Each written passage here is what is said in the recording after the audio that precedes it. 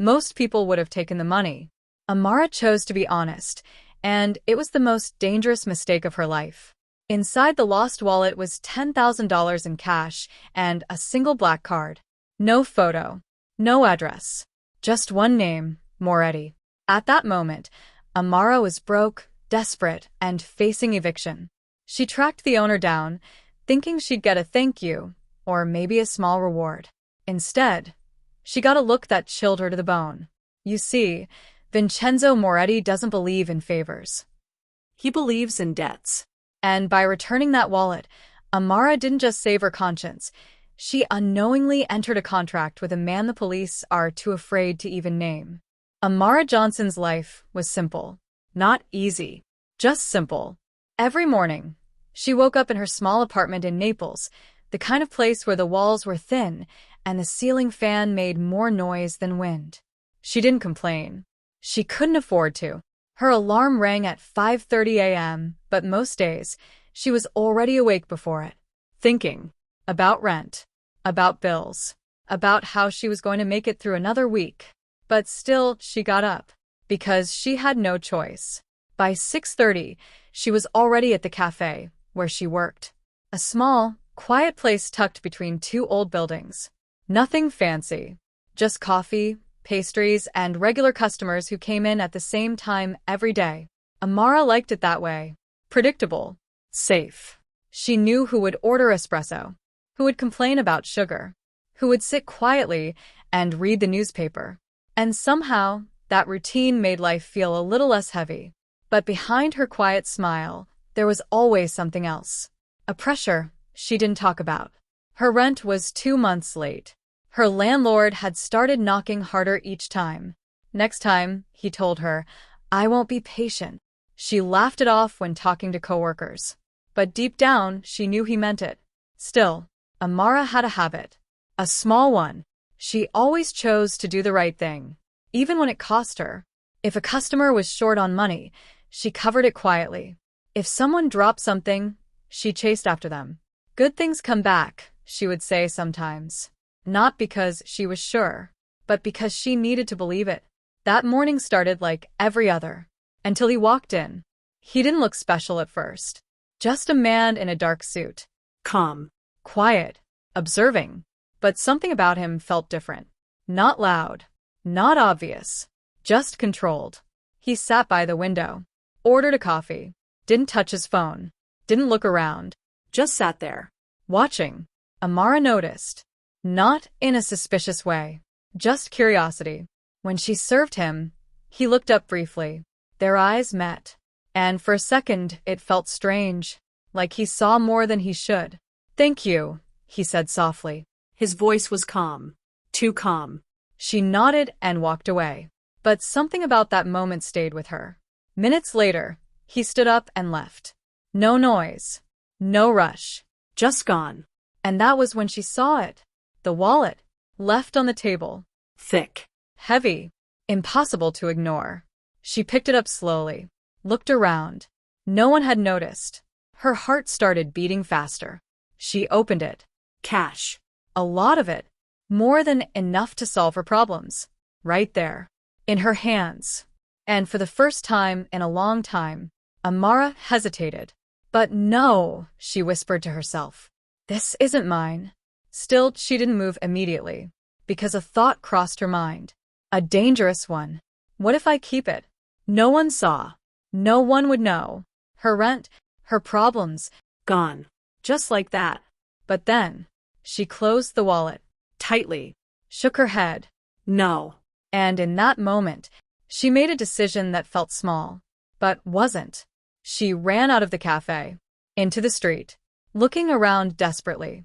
And then she saw him, walking away, calm as ever. Sir, she called out.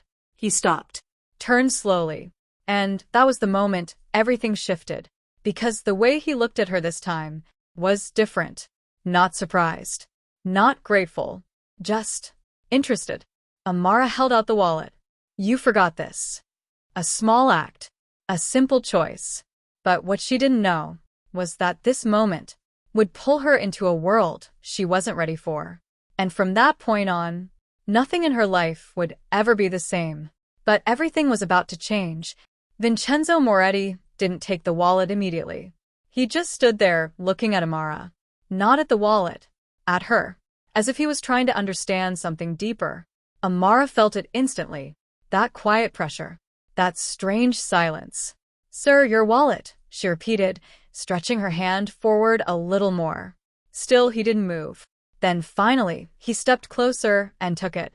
"Thank you," he said calmly. But there was something unusual about the way he said it. Not relief. Not surprise. Just certainty. Like he expected this.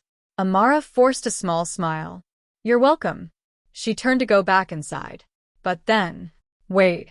She froze. Slowly turned around. Yes. Vincenzo studied her again, this time more openly. "You didn't check inside?" he asked. The question caught her off guard. I did. Just to find your name," she admitted honestly. "And you didn't take anything?" The question felt heavier than it should. Amara frowned slightly. "No, that's not mine." A pause. A long one. Then something changed in his expression. Not dramatic. Just subtle. Like a decision had been made. "I see," he said quietly. And just like that, he walked away. No extra words.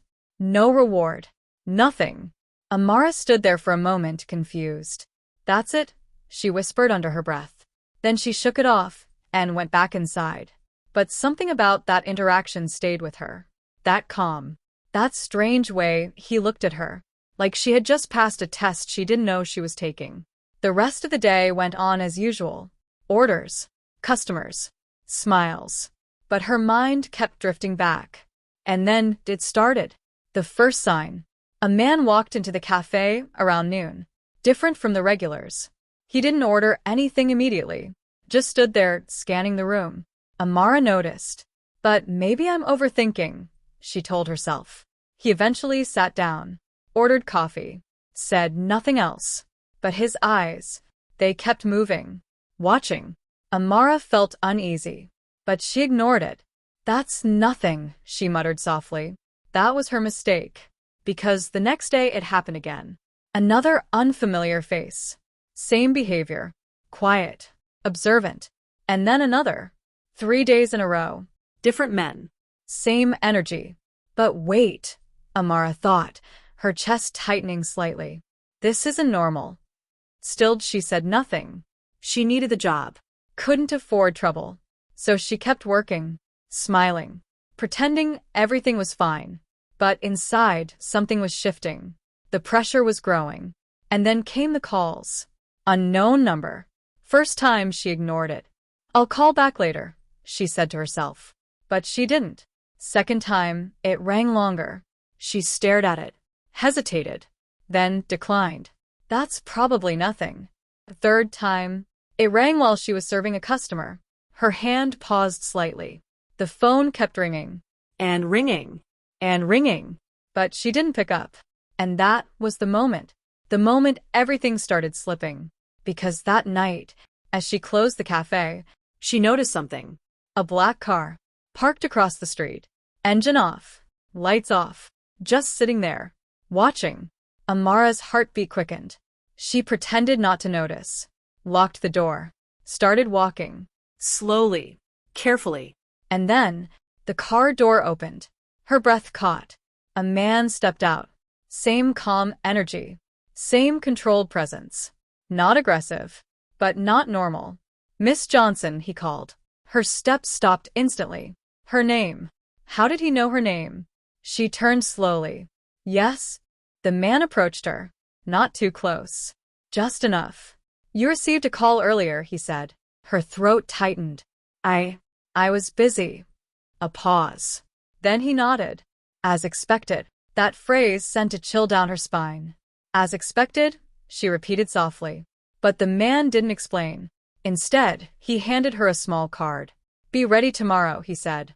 "For what?" she asked quickly. But he was already turning away, walking back to the car. Wait. But it was too late. The car door shut. Engine started. And within seconds it was gone. Amara stood there. Frozen.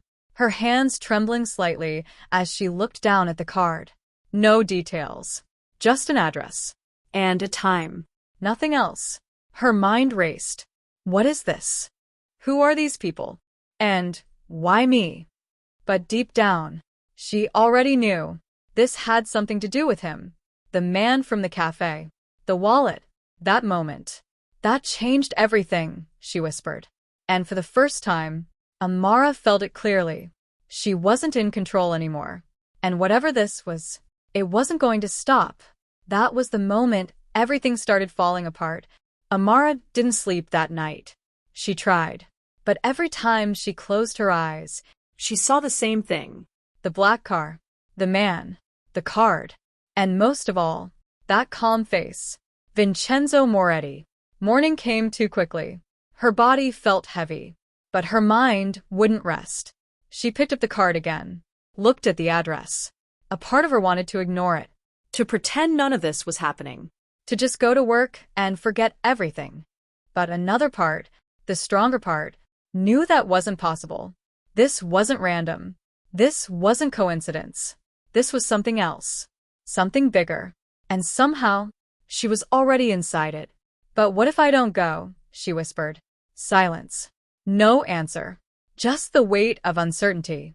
And then, a thought hit her. What if not going is worse? That was enough. She got dressed. Simple. Nothing special. But her hands trembled slightly as she stepped out. The address led her across the city. Far from her usual routine. Far from safety. The buildings changed. The streets grew quieter. Cleaner. More controlled. And then, She saw it.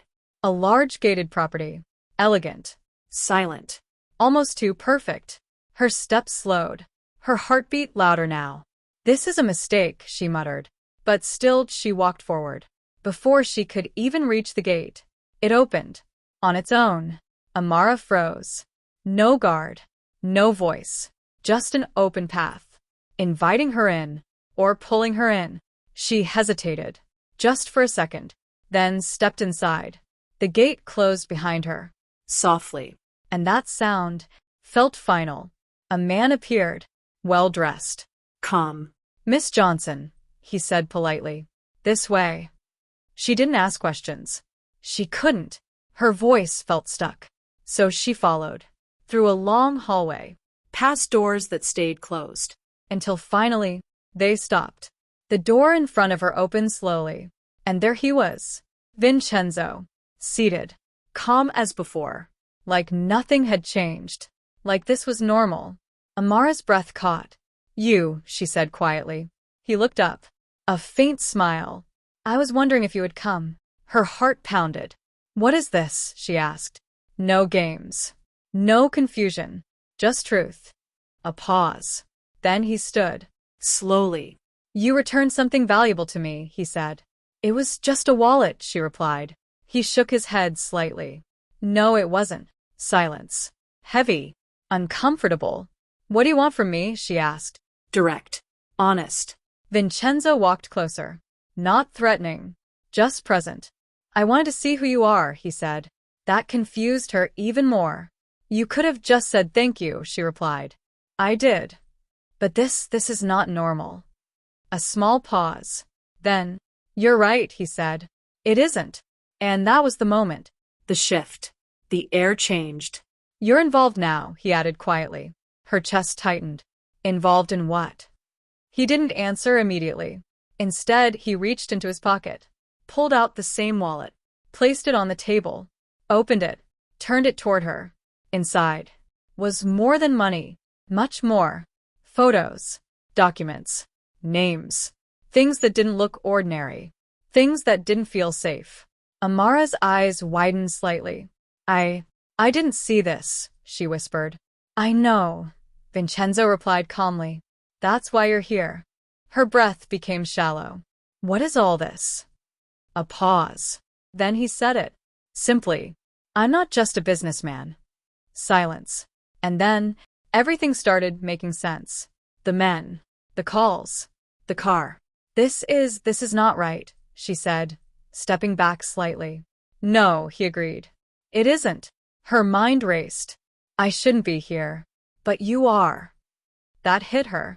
Hard. Because he was right. And somehow, there was no easy way out. Amara swallowed. Fear rising slowly now. What happens now? Vincenzo looked at her. Not cold. Not cruel. Just certain. That depends on you. Her heart pounded louder. What do you mean? A small pause. Then, you saw enough, he said. Even if you don't understand it yet. Her chest tightened. I didn't ask for this. No, he said softly. But you chose honesty. Silence. And then, a feeling she couldn't explain. Like her life had quietly shifted direction. Without warning. Without permission. And, the worst part? She didn't know where it was leading. But that wasn't even the worst part. Amara stood still, her eyes fixed on the open wallet lying on the table. The room felt heavier now, like the air itself was pressing against her chest. Nothing about this felt normal anymore. Not the house. Not the silence. Not the man standing in front of her. Vincenzo watched her carefully, as if measuring every reaction. You can leave, he said calmly. The word surprised her. Leave, she repeated. Yes. Walk out that door and go back to your life. For a moment, relief flashed across her face. But it didn't last. Because something about the way he said it didn't feel real. What happens if I do? She asked slowly. A small pause followed. Nothing if nothing follows you, he replied. Her stomach tightened. What does that mean? Vincenzo didn't answer directly. Instead, he closed the wallet gently and stepped closer, not threatening, but close enough for her to feel the weight of his presence. You walked into something you don't understand, he said quietly. And there are people who don't like loose ends. That was the moment fear truly settled in. Not confusion. Not curiosity. Fear. You're saying I'm in danger? She asked, her voice lower now. I'm saying, he replied, that your life is no longer as simple as it was yesterday. Silence filled the room again. Amara's mind raced. She thought about her small apartment, her unpaid rent, her quiet routine. Just yesterday, her biggest problem was money. Now, it was something else entirely. This is not fair, she said, almost to herself. No, Vincenzo agreed. It isn't. That honesty made it worse. Because there was no comfort in it. What do you want from me? She asked again, this time more desperate. Vincenzo looked at her for a long second before answering. Nothing you're not already giving. She frowned. I don't understand. Trust, he said simply. That word hit differently. Trust, she repeated. You brought me here, scared me, told me I'm in danger, and now you're talking about trust? I'm giving you the truth, he said. Most people in my world don't get that. Amara shook her head slightly, trying to process everything. This is insane. Maybe, he replied calmly, but it's real. Before she could respond, a sharp sound echoed from outside the room. A door somewhere in the building slammed shut. Amara flinched. Vincenzo didn't. Instead, his expression changed slightly. Not panic. Not fear. Focus. Stay here, he said firmly. What's happening? She asked quickly. But he was already moving. Stay here, he repeated, and then he was gone. The door closed behind him.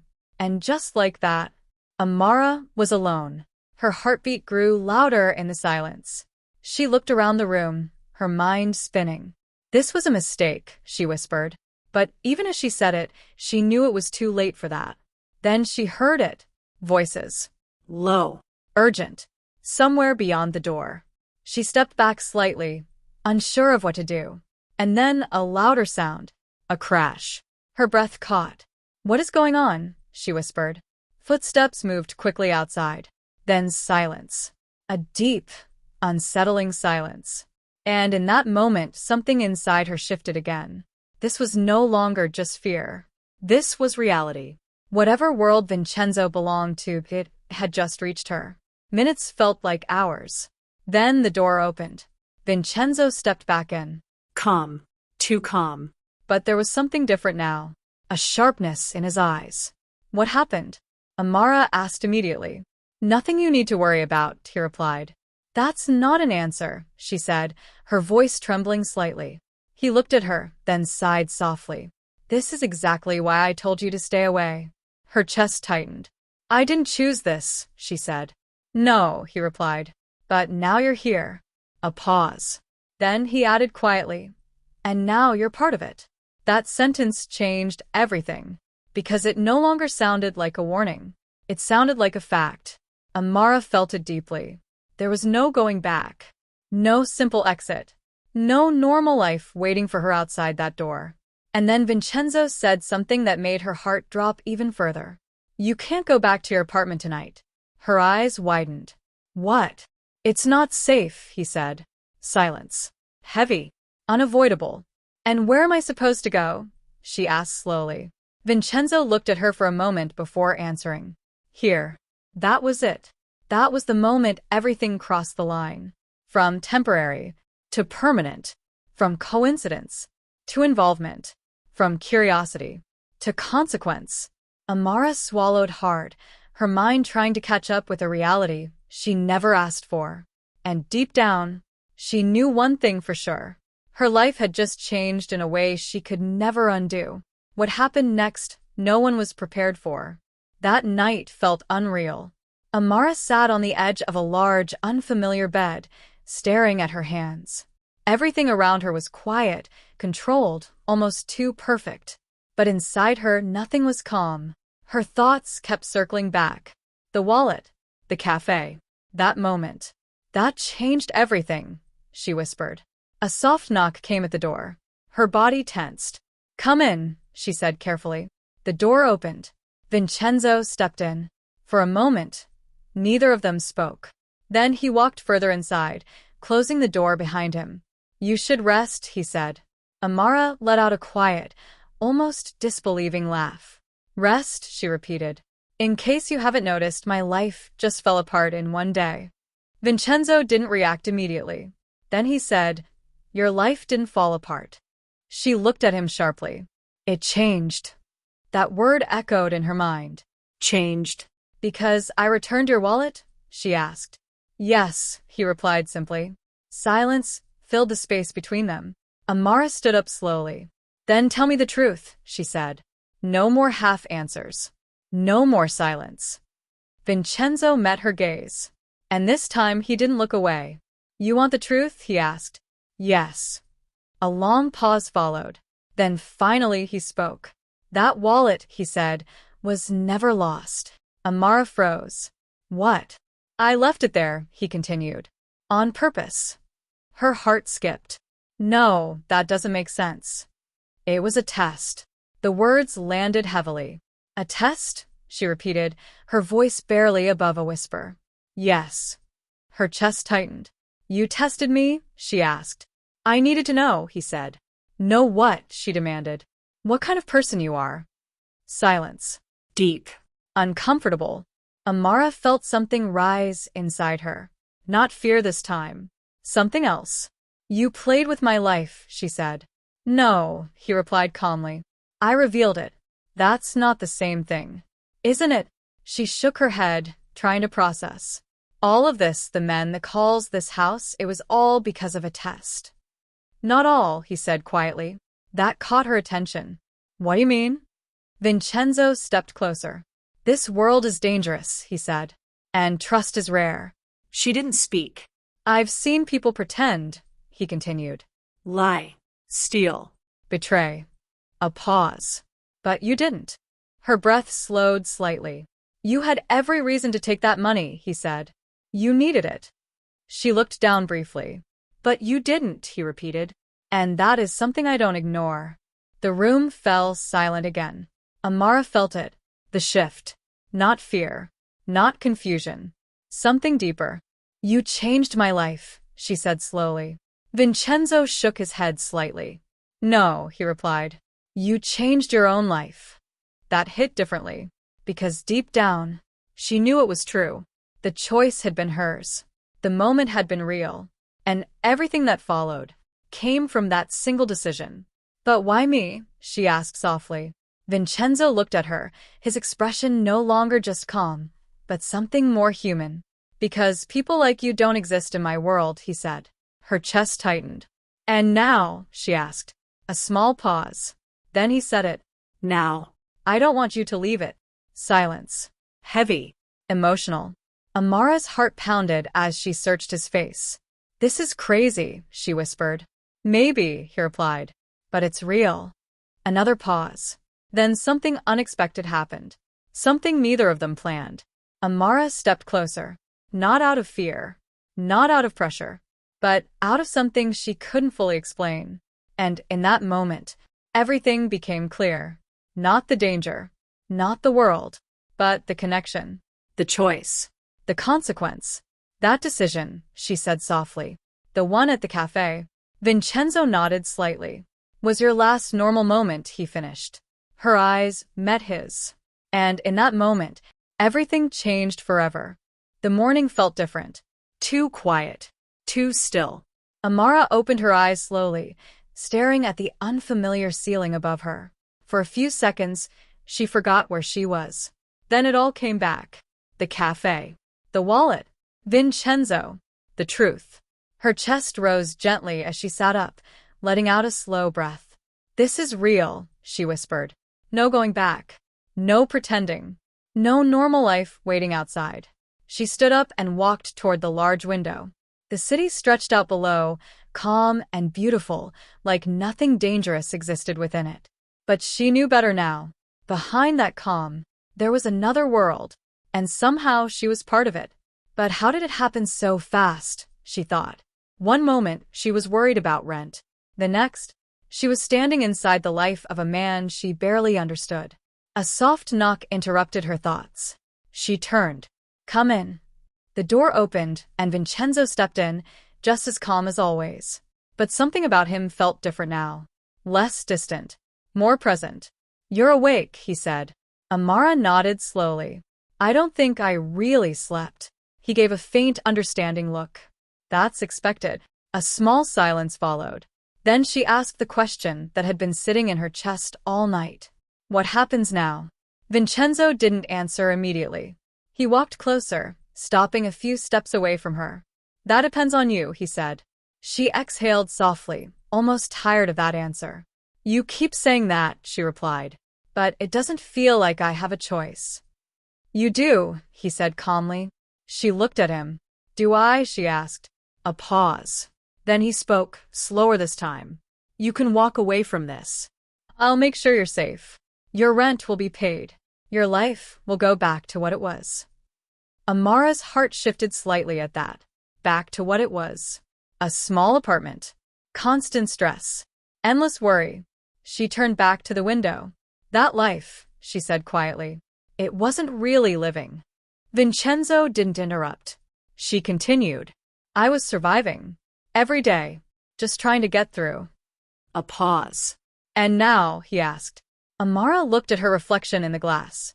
Her eyes were different. Stronger. Clearer. Now everything is uncertain, she said. She turned to face him. But for the first time, I feel like something actually changed. Silence settled between them. Not heavy this time. Just real. And that scares you, Vincenzo said. Yes, she admitted. A small pause. But it also doesn't, she added. That was the truth. The fear was still there. But it wasn't controlling her anymore. Because something else had taken its place. Clarity. She stepped closer. You said I changed my life, she said. I did. Vincenzo nodded once. Yes. Amara took a breath. Then I'm not going back. Those words hung in the air. Final. Clear. No hesitation. Vincenzo studied her face, as if making sure she meant it. And she did. Are you sure? He asked quietly. Yes. Another pause. Then something shifted in his expression. Respect. Not forced. Not calculated. Real. Then things will be different, he said. Amara gave a small nod. I know. Silence again.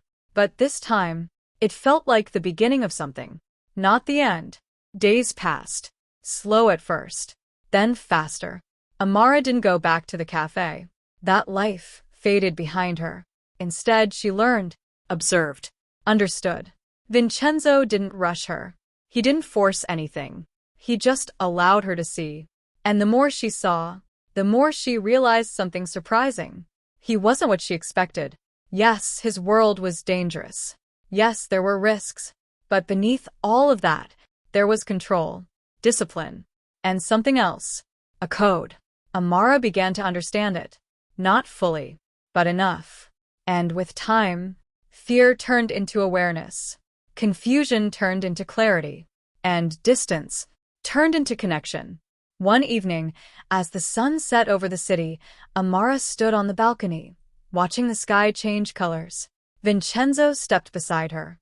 Neither of them spoke at first. They didn't need to. "You're different," he said after a moment. Amara smiled faintly. "So are you." He looked at her. That same calm expression, but softer now. "You still could have taken the money," he said.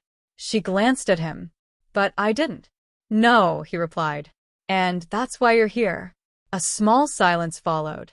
Then Amara said something that surprised even herself. "I don't regret it." Vincenzo didn't respond immediately. Then, "Neither do I." Their eyes met. And in that moment, everything aligned.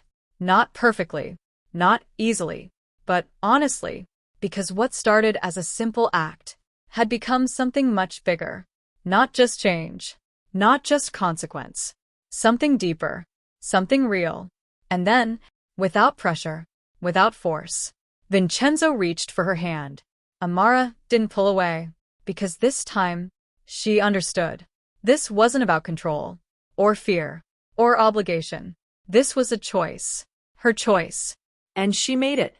Months later, the story of Amara Johnson was no longer about a struggling waitress trying to survive. It was about a woman who made one simple decision and stepped into a completely different life. Not by accident, but by character. And Vincenzo Moretti? He didn't just find someone honest. He found someone he could trust. Someone who saw him beyond the world he lived in. And in time, that connection became something permanent. Not rushed, not forced, but real. He didn't just change her life. They changed each other. Sometimes one small decision feels meaningless in the moment, but later, you realize it was everything. Amara could have kept that wallet. No one would have known. Her problems would have disappeared overnight. But she didn't. And because of that, her life didn't just improve. It transformed, not into something easy, but into something meaningful. Because the truth is, it's not the big moments that define us. It's the small choices, when no one is watching. So now the question is, what would you have done?